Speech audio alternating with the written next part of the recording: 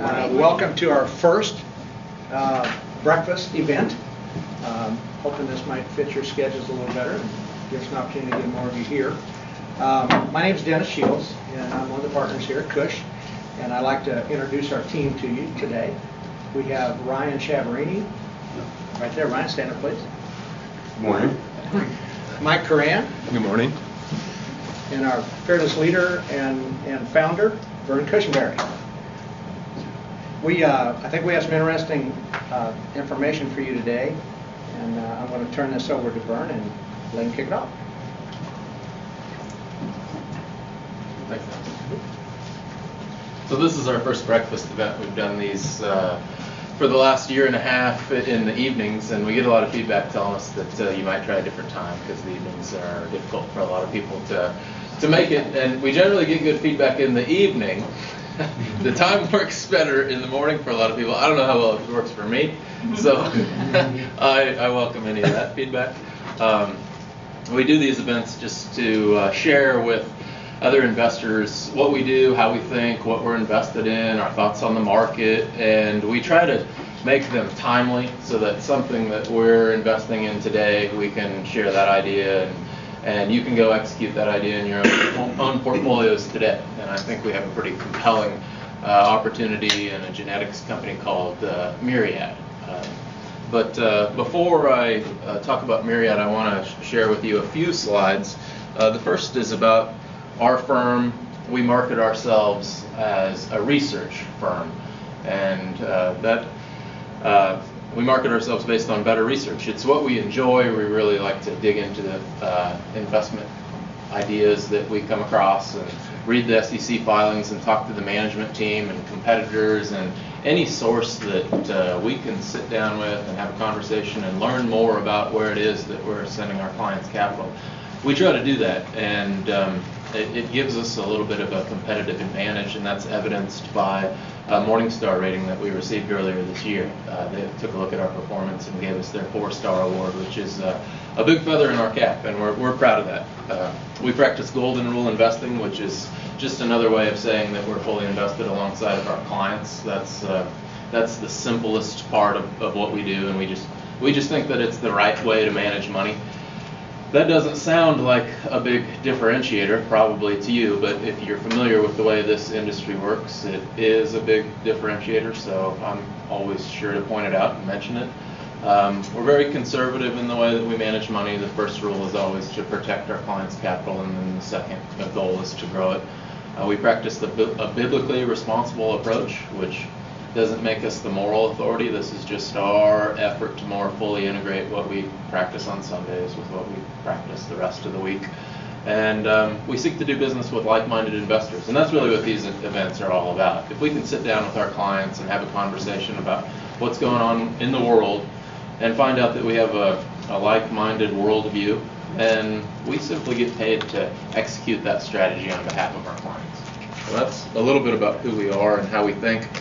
We share this slide with our investors every month because nothing about our debt picture has changed in the last year and a half, and this is what influences what we do on a daily basis more than anything else. And this is a slide that details the total amount of debt in the United States across all sectors. So this includes home mortgage, state, local, consumer credit, federal government, household, domestic, business, and foreign. But it does not include entitlements. So you can see here that the notional value of our debt is now over $50 trillion, all in. When you add Social Security and Medicare on top of this, we get to over $100 trillion. Now, $100 trillion's too big of a number to wrap up my head around. So we have this chart, which we call the path to socialism. It simply extrapolates the path that we're on. And what it tells us is that in the out decades, we won't have the tax revenues to pay for even the interest on our debt. This will dwarf our economy. This won't happen, this can't happen, but we need political courage to right the ship. And until we see that political courage in Washington, we're going to continue to invest the way we do and maintain the positioning in our portfolio as it is now to profit from some of the ongoings in Washington. So while we were accumulating all this debt, you saw a great bull market of the 80s and 90s. In the past 10 years, we've seen something different, a much more volatile market. This is a market that's been referred to as a new normal, a range-bound market, a muddle-through market. It's a market that we expect to continue for the next 6, 8, 10 years as we implement the austerity measures that we need to work ourselves out of this hole. And as that plays out, we will experience more volatility, and this is a market that should allow for stock pickers like Cush Capital to prosper. So with that as an overlay, what we try to do is go out into the marketplace and identify opportunities to invest our clients' capital where those opportunities will benefit, not in any correlation to the broad markets or global finance. You'll see here that Myriad's fortunes are not linked to what happens in Europe. They're not linked to whether or not we get our budgetary concerns figured out. Myriad is a great little niche company that has every opportunity to prosper in an environment where we otherwise see a lot of risks. And this is how we're trying to position our client's portfolio. So I'm going to let Mike walk you through this stock story and the research that we did on Myriad. Mike was the one that originally found the idea about 6 months ago, and he did a lot of the heavy lifting. So I'm going to let him tell you the story, and I think you'll really like it. And stop us at any time and ask questions. This is really kind of meant to be an interactive process. It works better if we can do it like that. So Mike, go ahead and tell them a little bit about Myriad. Thank you very much, Vern. I think he just didn't want to get up and speak the whole time this morning. That's why he roped me into doing this. There's a little truth to that. Yeah, definitely. Well, as a biology chemistry major, believe it or not, I almost said former because it's been so long, but as a former biology chemistry major, this idea was kind of exciting to me. And as you know, as you're doing research, you want to find stuff that you're interested in at the same time. So this was right up my alley, and of course, isn't anybody with a biology chemistry major doing this for a living nowadays? But I'm just kidding. So, real quick before I go through, when I start with Myriad, is really we'll just give you kind of a framework of what we do in terms of when we're looking for an opportunity. We're constantly asking ourselves, how does it fit into the 3 M's? Kind of makes you mad every once in a while because you're like, yeah, but this is a great story, but it doesn't have this. So it's got to have all 3 of these. And the first one is the management team. Management team's got to be solid. They've got to have demonstrated a high degree of integrity and honesty. This should be kind of like people should be invested in what they're invested in for their clients, kind of a no-brainer. This is another one where the management team ought to be should be a no-brainer that they're ethical. They're not doing it necessarily what they're doing for themselves. So a lot of times it's easier said than done. And so we just ask, are they shareholder friendly? We do a lot of research on the management team. The internet's great for tracking down interviews that these people have done all over the world over the last 10 years. We listen to earnings calls when an analyst is asking questions back and forth to this management team. You can kind of see how they react and see how they act in those. And so you get a flavor after doing this and listening to a lot of those. The second thing is a moat. There's got to be a significant barrier around the company. So as a company starts to make money or they have a great product or whatever, everybody wants to get into that space. Obviously Apple with their tablet or whatever it is, there's a lot of competition. Everybody says, well, hey, I want to do that. So if I've got $1 billion, can I just go buy that? Can I go buy the product? Can I go buy the company? And so we like companies that have a moat, and you'll see how Myriad fits into that as we go on. And then mispricing. There's got to be a reason, a lot of times many reasons why a company is mispriced in the marketplace, and we'll talk about that. And then I just stress at the bottom there, they've got to have all 3, because if they don't, get yourselves in trouble, and we have before.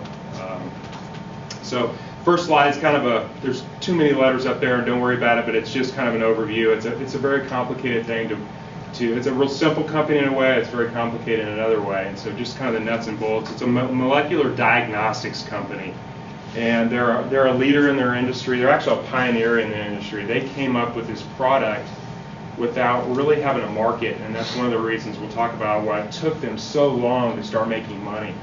And then the next thing is they really want to be a global leader, so having their products, diversified outside the United States is a good thing. So basically, in a nutshell, a lot of words on the next one, but basically determining if a patient has a genetic mutation, a hereditary market implicating them in hereditary breast cancer is one of their main products, and we'll talk about that. Also, alerting men to potential prostate cancer recurrence, prostate cancer and then prostate cancer recurrence, and then aiding a physician in achieving their optimal dosing in chemotherapy. And I think that's going to be a good product. And we'll talk about these in just a few minutes. One example of that, in the case of ovarian cancer, if one has the predisposition, if they have the marker in their genes, so you do this test and you've got a mutation in your gene. This company was the pioneer because they figured out that these two genes, BRCA1 and BRCA2, were actually the genes that cause breast cancer. And so they developed a product to screen for that. So this blood test that they have called BRCAnalysis tests to see whether you have a mutation on that gene. If you do, you have an 80+% chance of developing breast or ovarian cancer at some time in your life. So I'll pause for effect there because that's huge. So you can actually test for this in the womb, not that anybody would, but it's in your genes right now. So you can go get, for women, you can go get tested for Myriad and tell the possibility of having that gene. And so anyway, the market's obviously huge for something like that. Myriad currently has 9 commercial diagnostic tests for different cancers, and they plan to launch at least one new test going forward. I'll just rattle these off real quick. They have breast and ovarian, which I just talked about. They have a colorectal and uterine cancer test, colon, melanoma, pancreatic, and prostate are their biggies. They've got a couple others that are not as well known, but if you know somebody that's had cancer, or you've had it in your family or whatever, you've had it possibly, these are some of the big ones. So there's, again, a lot of potential here. BRCAnalysis is their workhorse. BRCAnalysis is their product for breast and ovarian cancer, and it comprises 86% of their revenues. All right, so why do we like Myriad? And I've got MYGN. If you're so disposed and you like this opportunity, you want to go research it yourself or go buy the stock yourself, the ticker symbol is MYGN, so I put that there for you. Staying true to our framework, the well-regarded management team. Again, we did a lot of work. I talked about a little bit in terms of going out and researching the management team. The founder has actually been with the company since the beginning in 1991, and you don't see that too often, actually. Somebody stays with that company, one company, so long, especially when they found it. The second one is they enjoy patent protection. So this goes to that moat that I was talking about. They have 23 patents on this BRCAnalysis product alone. Their patents go through 2018, and parts of them go all the way to 2028. So we feel real confident about the revenues that they're going to get off that one product. And well, in a minute. Very good reputation with respect to their market. So oncology, obviously, with cancer, and OBGYN. When the FDA approves this company's products, from day one, they're on the insurance platforms for these companies. So they got that because of the reputation they've had. They know this company. They know a product that comes out and obviously gets approved by FDA is going to be something. So the bulk of the revenues, this is a $3,120 test, the BRCAnalysis test is. Obviously the bulk of the revenues, it is paid by insurance, so they're going to get their revenues from insurance. So obviously having insurance on board is important for that. Right now, as we speak, they're expanding into Europe. That market is virtually untapped. They have the patent for that over in Europe. The research we've done, we figure about the market over there is about 75% of the United States market. So there's huge opportunities there. The turnaround time is faster. I was shocked to read that it takes 6 to 12 months to get a test back over in Europe right now, and the variance rate, the error rate on that is about 30%. Myriad virtually does that with no error, and they turn around in 7 to 10 days. So they did a lot of pre-work on going over to Europe and and talking to the people that were going to be their customers, and they said, yeah, if you can deliver this, great, we're going to use you. So they've kind of pre-done the work, which is really cool. On dose, this is what they kind of tout as their next big product, and it's actually a test that optimizes efficacy and reduces toxicity in chemotherapy. So if anybody knows people that have gone through, you have continuous infusion of chemotherapy, and it's a product called 5-FU in breast and ovarian cancer. It's the gold standard. It's called 5-FU. The problem with it is the dosing. It's hard for the doctors to get these doses right, and so if they get too much, it's obviously toxic to the body, and you have the side effects that a lot of you see your friends going through, or they have too little and they have to continually titrate or move that dosage up. And so getting that dosage just right really goes to the quality of life. If they can get it right from the beginning, it makes the chemotherapy much more effective. And my last point on here is free call option for the rest of the company. When we justify the stock price that it is today, and when we bought the stock, it was based on the BRAC analysis product alone. That's it. Kind of forget everything else. Everything else is nice, and we think there's a lot of potential there, but we like that. When something's telling us, hey, we've got a patent on something, we know the revenues, we know what we're going to be getting for a while, and boy, look at all this other stuff that has this potential. So to Vern's point earlier, if we can find something that's got a really low downside risk, but has the possibility of kind of hitting a home run, we like that, and it raises our eyebrows, and we do a lot of research on it. All right, so why do we feel the stock's so cheap? This goes to the mispricing. What are some of the risks? First of all, it took several years to make any money. They developed this product, I said, but they didn't have a market for it. It took them a heck of a lot longer to develop this market than they thought, to actually start making money.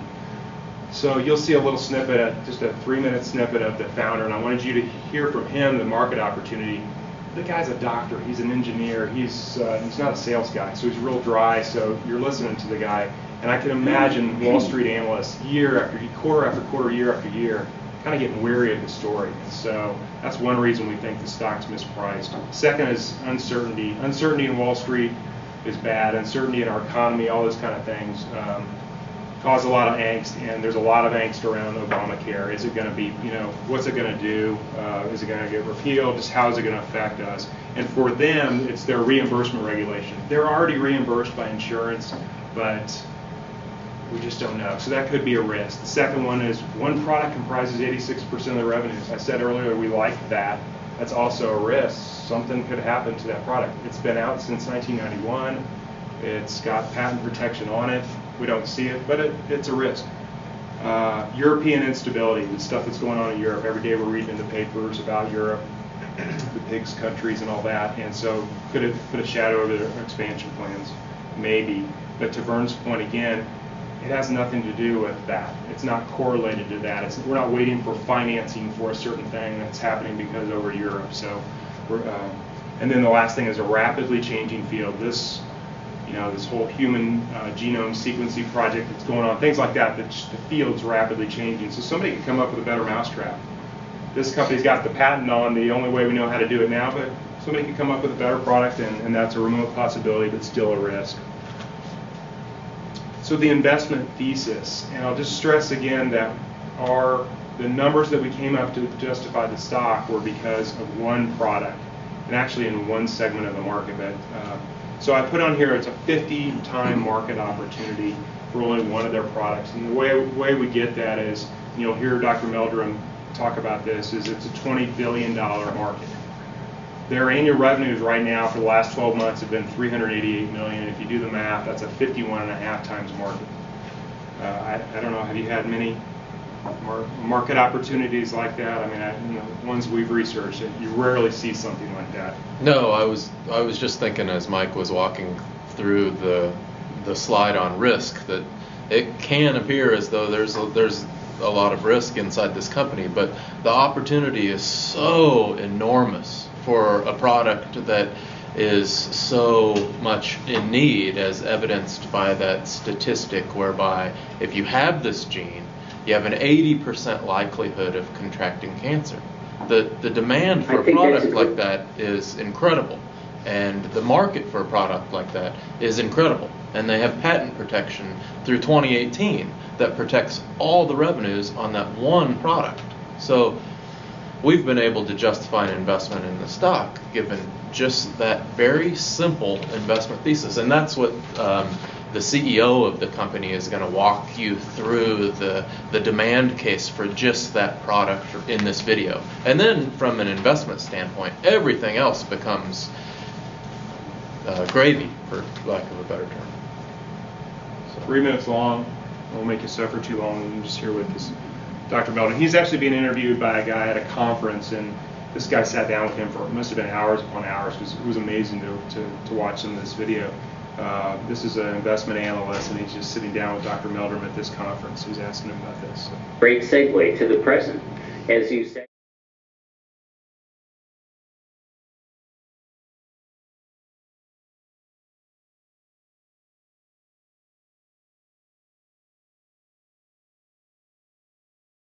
launched in this space, one of them just yesterday. We'll talk about that in the future, for the future segment of this discussion. But let's talk a little bit about the current products.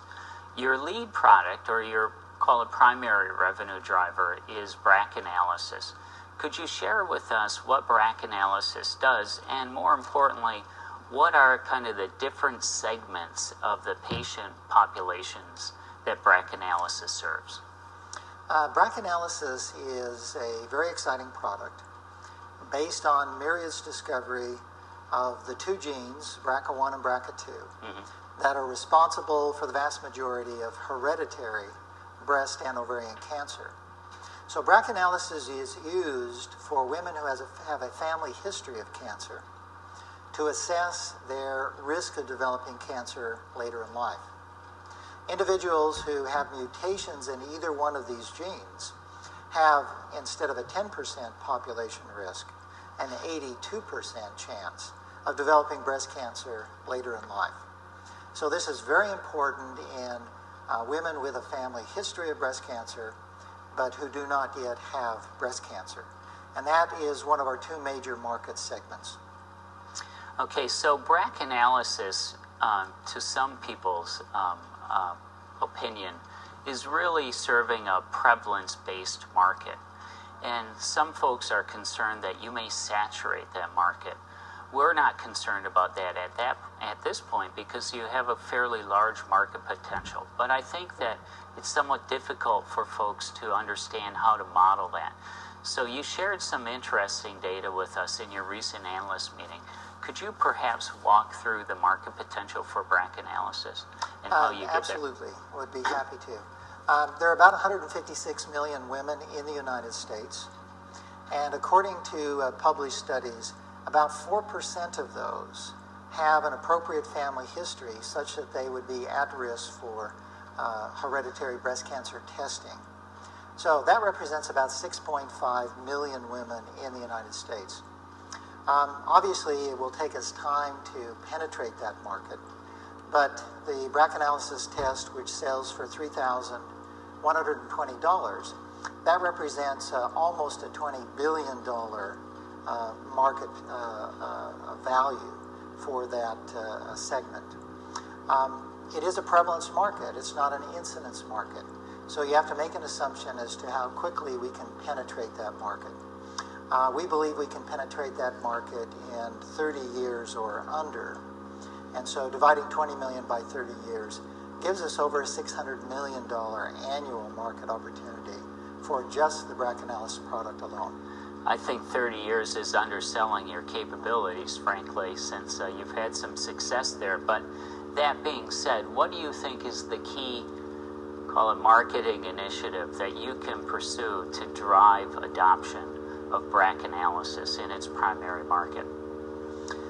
We use a lot of different marketing strategies for BRCA-analysis, but one of the ones that is the most effective is direct-to-consumer marketing.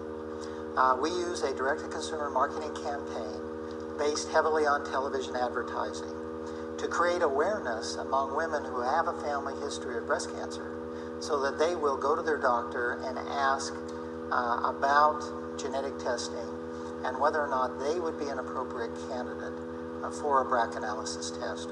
And that has proven to be a very successful marketing tool for the company. And you've been using these direct-to-consumer campaigns now for a couple of years, I believe in the Northeast, in the Southeast, as well as now the Midwest. First of all, have you been having success with them? And how do you measure that success? And perhaps where else do you think you'll go with the DTC campaigns? We view our customer as the physician. The physician is really the gatekeeper. Uh-huh. Myriad will not do a test unless a physician prescribes that test. So when we look at the value or success of a direct-to-consumer marketing campaign, we're focused not on women who come in to see the doctor, but the doctor themselves. And in the Northeast campaign, for example, we saw a 78% increase in new physician customers as a result of the DTC campaign.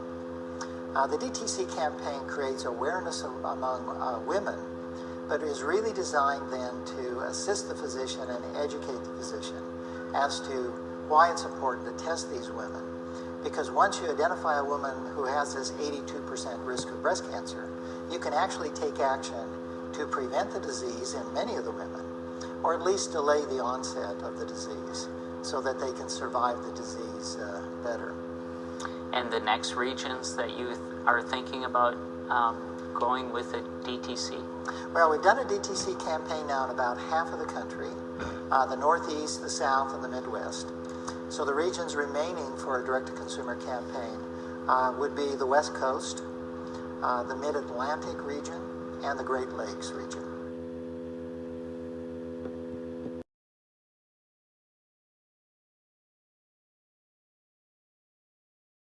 This is a $1.7 billion company, annual revenue is $388 million.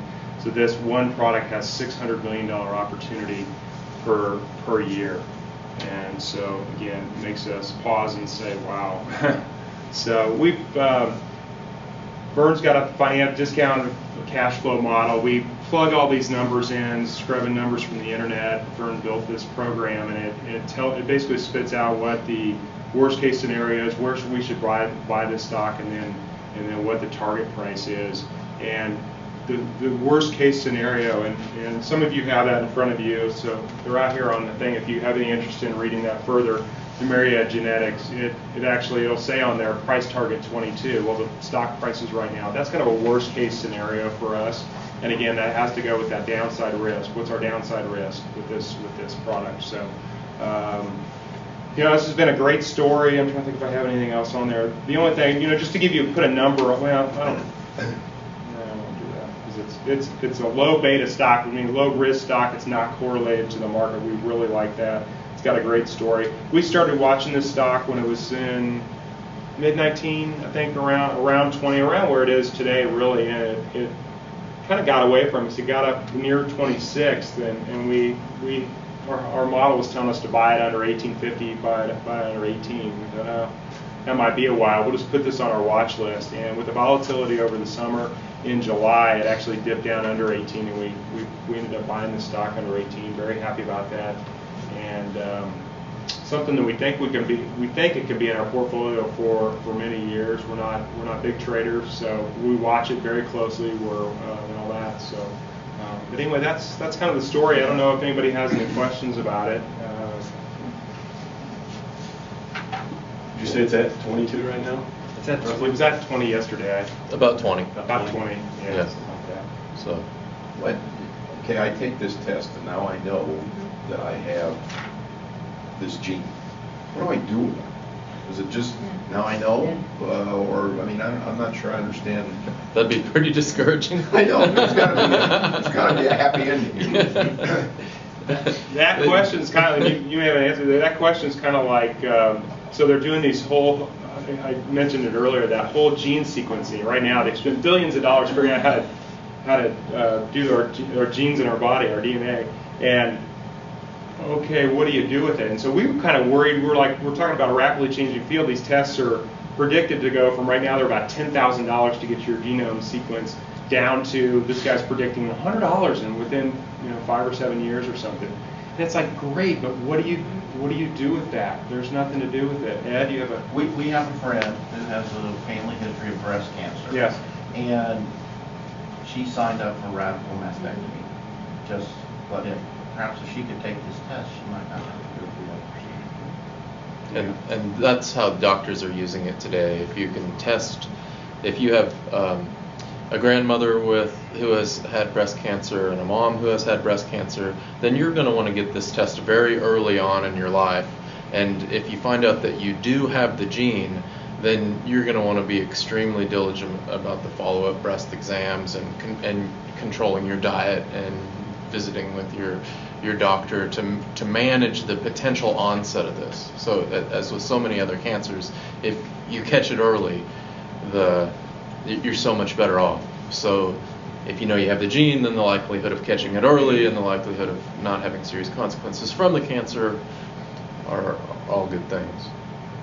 That's definitely a question from a guy, and I said the same thing too. I think seriously, men don't want to go to the doctor. Even if we're sick, we don't want to go to the doctor. So we certainly don't want to find out something where it may happen, 50 years down the road. Who knows? But anyway, it's a great question. I think it's just a matter of then you become more serious monitoring everything, and as technology comes out and different things come out, you're going to be more apt to pay attention to that kind of stuff. So your ears are open. That's a great question. Great question. Mike, I might add a little bit here. When I was 50 years old, I applied for a $2 million life insurance policy. And I just turned 50, so they did a PSA test. And they found my prostate cancer. If I hadn't taken that test, I wouldn't be here today. We caught it just in time. Well, I have two sons. One is our videographer over here, Jason. You raise your hand, Jason. Amateur. Amateur videographer. Well, we're amateurs too, so. But anyway, this is something, I wanted Jason to be here today to see this. This is something I wanted to talk to him and my other son about the possibility of doing the test. Because, people are walking around with prostate cancer in their 30s. And they're saying don't even get checked till you're 50. Well, it could be too late. So with a test like this, then you can really watch it. And to me, it's God sent that this is happening. So. Thanks, Dennis. Real quick. So if you have the test done and you find out you have the genetic markers that say you could have the possibility of, and then they'll Myriad actually then takes it a step further, and they'll go out and do free testing on all your family. So because they want to get your family history, they want to get you in a database of all that information. They've got an amazing database over just for this product alone. They've got over 15,000 mutations. So everybody's got mutations within their body. So if you have the mutation on the breast and ovarian cancer, that BRCA1 and BRCA2, then you'll know, then they can know whether or not that is a harmful or not harmful mutation. Not all mutations are harmful. So, but if you have that mutation, you have an 80% chance of getting this at some point in your life. So then your family gets tested for free, and they know your family history, and so it's important. Back to what Dennis was saying, for sure. Scott. This may be a dumb question, but so you have a 25-year-old takes this test, and they find that they have an 80% chance of getting prostate cancer. Okay, and so there's a 20% chance they never will. Do we have any idea how that's going to affect their life insurance premiums and their medical insurance premiums moving forward now that they've been pre-diagnosed, so to speak, through a test? Scott, we're sitting here in Target Insurance, and I did not expect that question to come from you. In fact, I thought Mike was going to ask. Thought one of the insurance. Does anybody have any? I don't think the insurance company. I don't even think they would even know yet. Yeah. I don't even think they know how to handle it. I don't know how when you fill out a. Part of the broader working thesis on this stock idea is that level heads will prevail, which is that's a leap of faith sometimes, but we think that'll happen. And from the insurance company's perspective, they want to find a way to make these tests prevalent because it reduces costs in the healthcare system when you can catch these cancers early. It does present some problems from a life insurance standpoint, so I don't know if maybe perhaps the regulatory agencies need to get involved to help protect the consumer or promote the spread of these tests. We don't know how that's going to play out, but our broader working thesis at this point is that early detection is good. Early detection saves lives and expenses, and that's good for all the participants. And putting that into a working plan is a little bit of a challenge that is going to require a lot of effort on our part to keep track of it all. I'm a simple person, but maybe it just has the fact that that's part of the education that Myriad or somebody does before they go to get this test is, hey, this could affect your life insurance. This is maybe on your record. I don't know in terms of filling out an application. I don't remember. Is there something on there that says, have you taken a genetic test? Not a genetic test, but it'll say have you been to the doctor in the last 12 months or. Okay.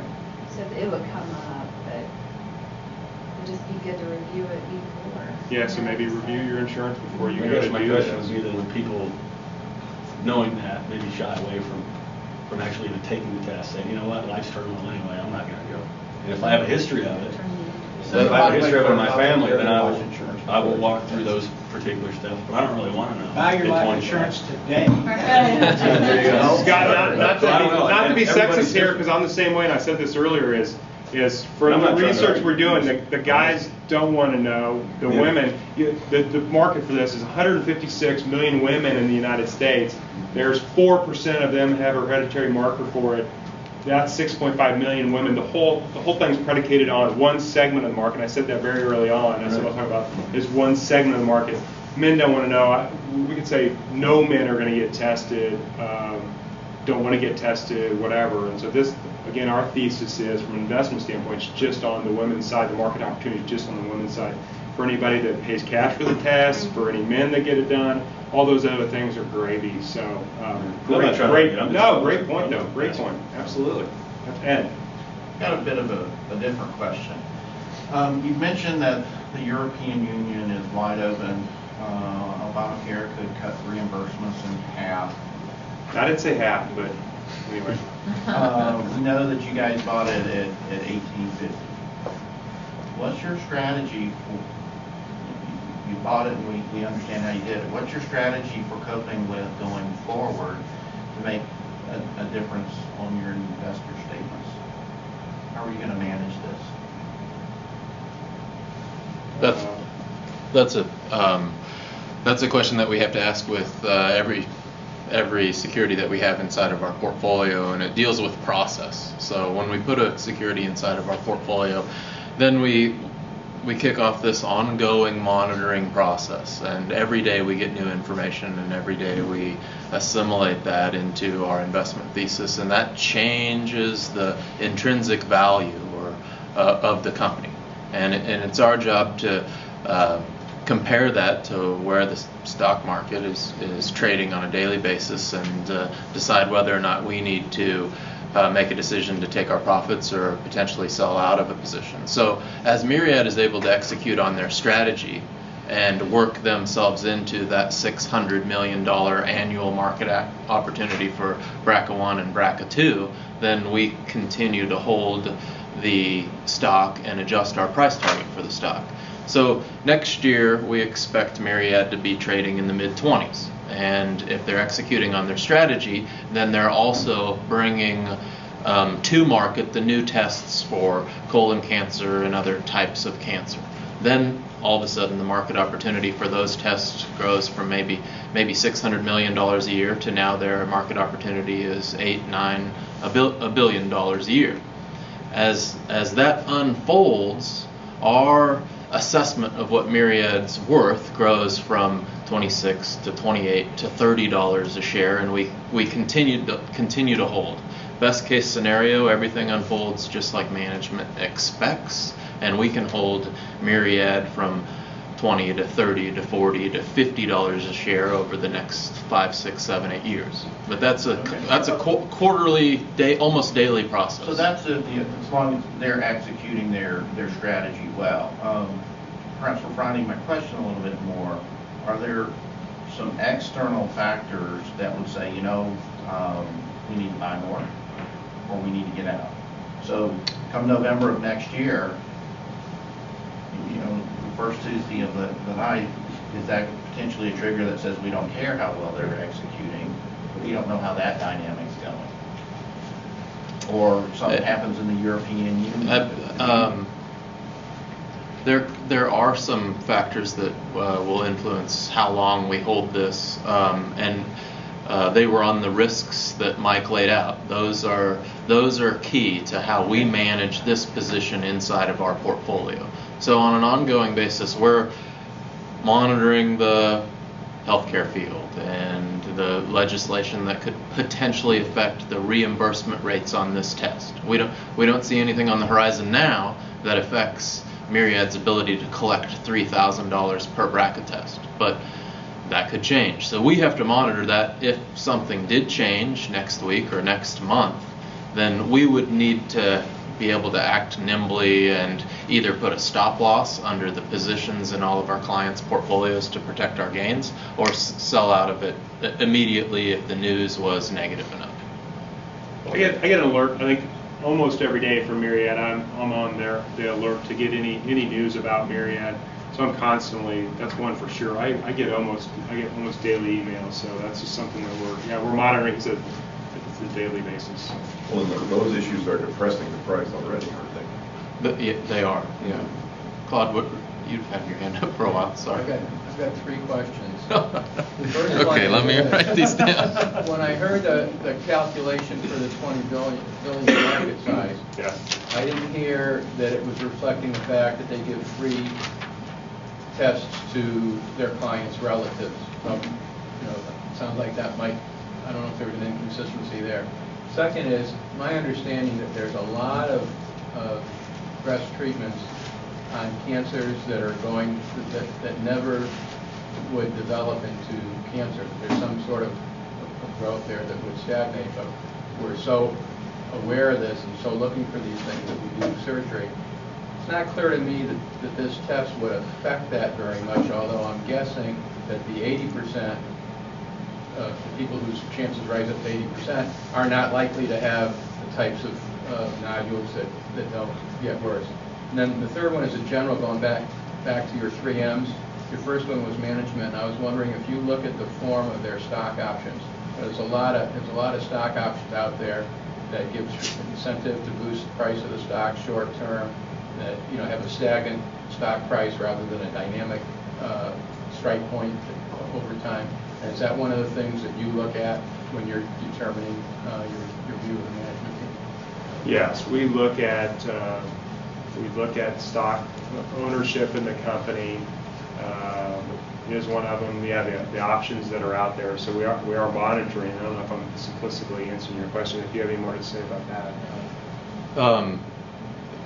You could write a very long PhD doctoral thesis on the issue of stock options and how you correctly incent management teams over longer term periods of time to align their incentives with those of the shareholders. What we prefer to see are stock options, and even better still, just stock grants. We like grants because they don't have leverage, and we like those grants to have vesting periods over 1, 3, 5, and 10-year periods that aren't necessarily even linked to the stock price, because there are games that you can play with accounting to manipulate Wall Street's expectations to influence the stock price. In the long run, we know that the stock price will be determined by the economic fortunes of the company. So what we most like to see are stock grants that are based on long-run return on invested capital that a company's management team can earn inside of their business. And we very rarely get that. We usually get stock options package that are more like what you see. So it's always it's a game of give and take. We were able to get ourselves comfortable with the way this management team was running Myriad, but yeah, that's a tough area to analyze. You ask about the test that does not include relatives, and we didn't ask Peter Meldrum about that, but I imagine that would significantly decrease the market size. It'll have some effect. What we didn't factor into our research was all of Europe. We took the clip that you saw here of Peter Meldrum's expectations for the market share in just the United States alone, and we're able to get ourselves comfortable with the stock price. Europe represents a market opportunity that's 75% of the United States. So there's tremendous upside to take this test and roll it out globally. And then one other comment I had to your, your question about mutations. Everybody in this room has mutations to different genes in their body. This is very common. Mike and I don't share the same DNA. We have different mutations to these genes. One of the positive points about Myriad's investment thesis is that because they've been around since '91, they've been able to amass this database of mutations, and they know which are harmful and which are not harmful. And that database creates intellectual property that they own and strengthens the moat that keeps their competition at bay, and is very likely to make Myriad a takeover candidate to some of the larger genetics companies in the space that are looking to increase their intellectual property as they create more. To your point, real quick, Brad, I'll get to you, is that market opportunity. So let's say you're right, and we actually talked about that too, and so maybe that brings the market opportunity down to 40, down to 30. I mean, we're looking at companies sometimes that have a market opportunity of just double or triple, and so we definitely took that into account. That's not, again, justifying the stock price as it is today, and it doesn't justify what going forward. That's one of those, man, if they can do that, this is really going to be good. So great point. To add to some of your research comments, I've got a client that he built a molecular diagnostic company. It's a local company, multi-million dollar company. Just sold sold his majority interest for the primary reason he has a test similar to BRCA analysis that detects a virus in the body, whether or not it's active for transplant patients. So if you're a transplant patient, most doctors and hospitals across the United States, in short, do not test. If you don't test for this and this virus is active and you have a transplant, you will die. It's an exact science. If he was here, he'd be wetting his pants about your talk on Myriad right now, because we've had this conversation. But one of his primary reasons for selling was to acquire the capital so they could go public to get to Europe faster because of the market potential. And it's a huge opportunity. Yeah, I might have you. Mike mentioned that we had our research report out here on the table, which you can pick up and take with you. But I might have you forward that on to him. We'd love to get his thoughts. I've already texted him and said, tell me what you know about BRCA analysis. So, just see what kind of and back to Ed's point, meeting with more and more authorities in a particular field increases our knowledge base and allows us more nimbleness and more information to put inside of our thesis and kind of constantly reassess where we are and how our assessment of a company's business compares to the value of their stock. So, are we long on time? I hope not. No, I think we're okay. So okay. Yeah, that's Myriad from my standpoint. Turn it back over to you. Thank you. That's about all I have. We have some more breakfast, so thanks for coming. We appreciate any feedback. We have some research reports. Let us know how we can be of help with your portfolio or anything else. So please eat some food. I don't think Vern's daughters can eat all that. So we have a lot left.